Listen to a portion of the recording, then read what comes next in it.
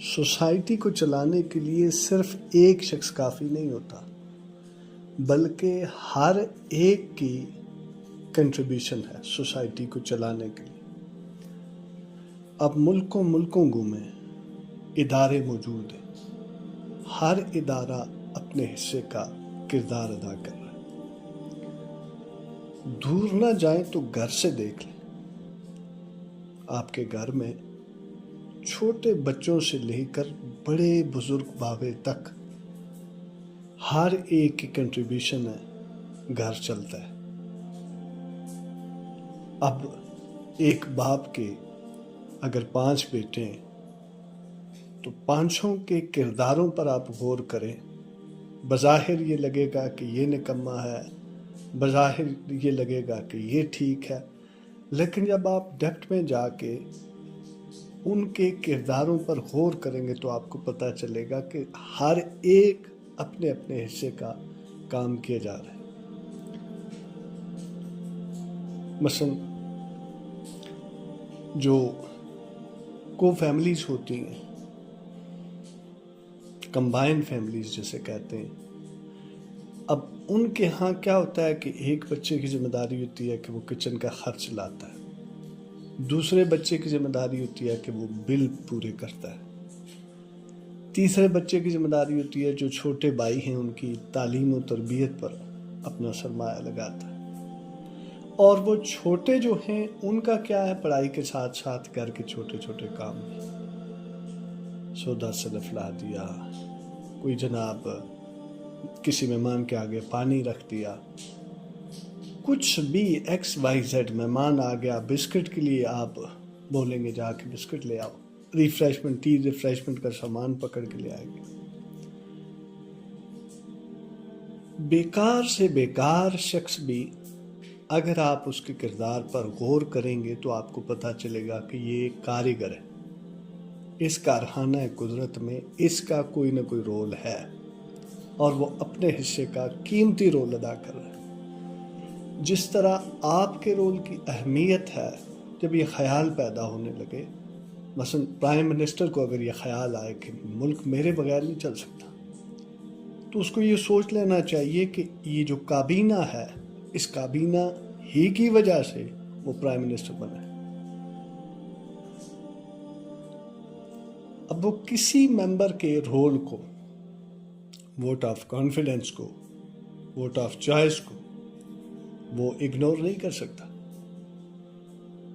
دور جانے کی ضرورت نہیں ہے، یہ سارا کچھ سمجھنے کے لیے آپ کو گھر کی زندگی، جو آئلی زندگی ہے آپ کی، آپ اس میں مشاہدہ کر لیں۔ آپ گھر میں جس کو بھی بیکار سمجھتے ہیں اس کا کوئی نہ کوئی کردار موجود ہوتا ہے۔ مسائل کہاں پیدا آتے ہیں؟ سوسائٹیوں میں، ملکوں میں، اداروں میں، گھروں میں مسائل کہاں پر پیدا ہوتے ہیں؟ مسائل وہاں پر پیدا ہوتے ہیں جہاں پر ہم اپنے کردار کو بڑھانے کی کوشش کرتے ہیں اور کریڈٹ جو ہے سارا ہم اپنی ذات کے کھاتے میں ڈالتے ہیں، اور جو کریڈٹ تقسیم کرنا چاہیے تھا سب پر، وہ ہم سب پر تقسیم کرنے کے بجائے خود غرضی میں آ کے اپنی ذات کو سونپ دیں۔ یعنی مسائل وہاں پر پیدا ہوتے ہیں جہاں پر آپ دوسرے کے کردار کی نفی کر رہے ہو۔ کردار تو موجود ہے۔ اب یہ کوئی کہہ سکتا ہے کہ یہ شخص نکما ہے، کوئی کہہ سکتا ہے اس کا کوئی کردار نہیں ہے۔ اگر نہیں ہے تو پھر مالک نے کیوں پیدا کیا؟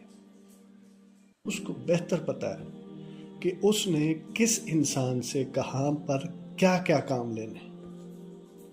اللہ رب العزت اس سائیکل میں اس کو ڈال دیتا ہے۔ معذور لوگ ہماری سوسائٹی کے، جنہیں آپ اور ہم بوجھ سمجھتے ہیں، ان کے نام کی جو زکاتیں آتی ہیں، ان کے نام کے جو صدقات آتے ہیں، وہ صدقات دینے والے جنت کے مستحق ہوتے ہیں۔ کن کی وجہ سے؟ ان کی وجہ سے۔ آپ غریبوں کو دیکھ لیں، کتنی بڑی کنٹریبیوشن ہے کہ صدقات کے مستحق ٹھہرتے ہیں، اور جو صدقات دیتے ہیں مالدار، ان کی بخشش کا ذریعہ بنتے ہیں، ان کی نجات کا ذریعہ بنتے ہیں۔ کنٹریبیوشن ہے کہ نہیں؟ اب کوئی یہ کہے کہ یہ احسان ہے، میں اس پر احسان کر رہا ہوں، کوئی احسان نہیں۔ اب یہ کوئی کہے کہ یہ تو فالتو کردار ہے، یہ تو بوجھ ہے، ہرگز بوجھ نہیں۔ جب آپ ڈیپتھ میں جائیں گے، ان چیزوں کو دیکھیں گے، تو پھر آپ کو اپنی ذات کی نفی لگے گی. دوسروں کے اندر آپ دوسروں کے کردار کو ہائی لائٹ کریں گے، ان کو سراہیں گے. جس کا کوئی کردار نہیں، اس کا بھی کوئی نہ کوئی کردار ہے. یہ اللہ کی طرف سے جو میکنزم ہے، جو تخلیق کا میکنزم ہے، جو انسانی تخلیق کا میکنزم. انسان تو بہت قیمتی ہے، اس کائنات کا جو ذرہ ہے وہ بھی بیکار نہیں.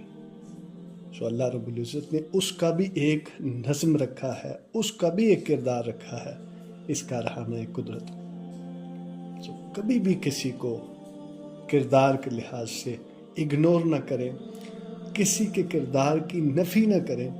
ہر ایک کا اپنی اپنی جگہ پر پورا کردار ہے. ندیم ڈیجیٹل ڈائری دیکھنے کا شکریہ. Thank you. سلامت رہیں.